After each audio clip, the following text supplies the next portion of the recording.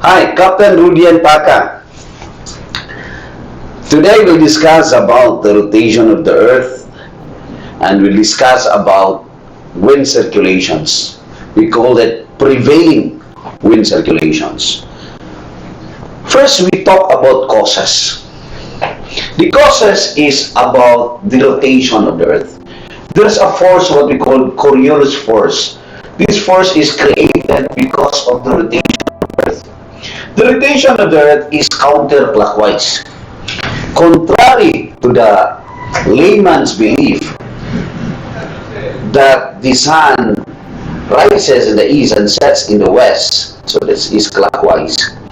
The actual happening is that it is the Earth rotating itself with the sun as a fixed object, creating a belief that the sun rises in east and sets in west.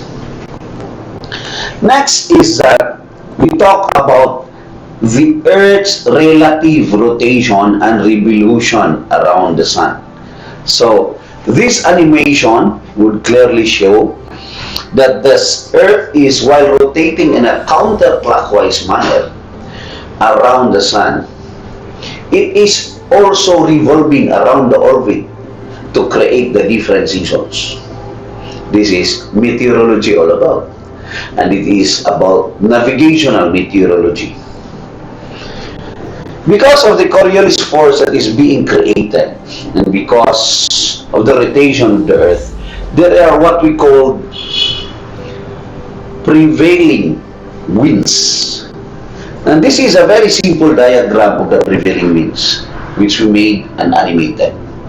First, at the center, it is a 5 degrees north and 5 degrees south. We call this place as a doldrum. When you define your business in a doldrum, or your economics in the doldrum, that means nothing happened. Your business is not doing good. Maybe no customer. Why? This figure of speech is actually taken from a 5 degrees north and 5 degrees south, which is no or little wind at all. No typhoon, nothing.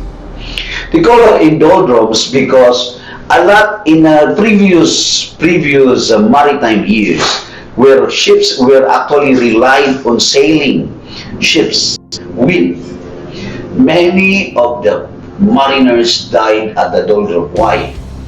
They lost their voyages, their days and voyages. There was no wind to push their sailing ship. They call it doldrums.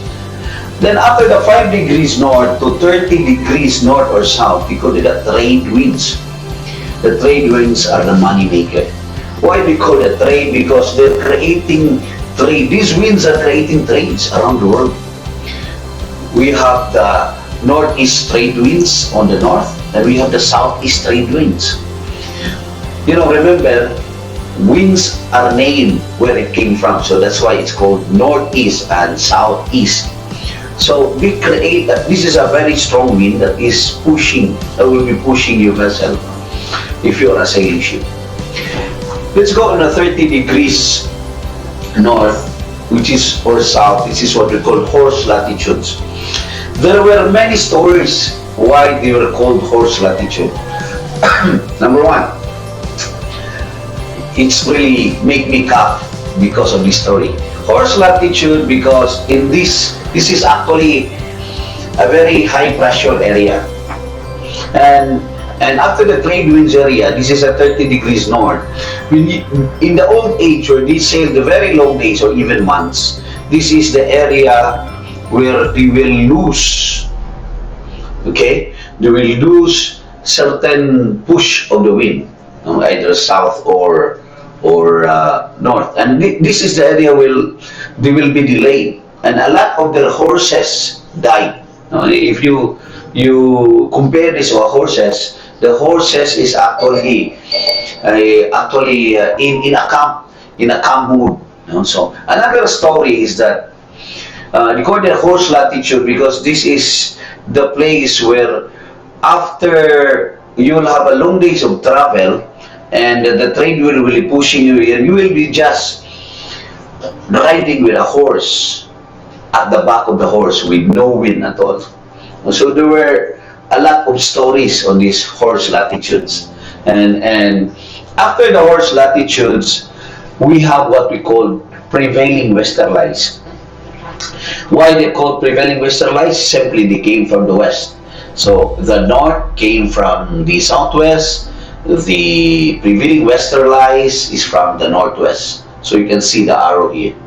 And on the polar side, you can see the Arctic and the Antarctic low. They are the low pressure.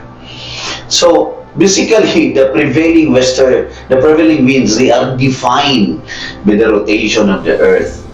And there was a force being created. This is what we call the Coriolis force. Again, Captain RODIENPACA. On my other animation, we'll talk about the currents, surface currents of the world, and the seasons. Good day and happy sailing.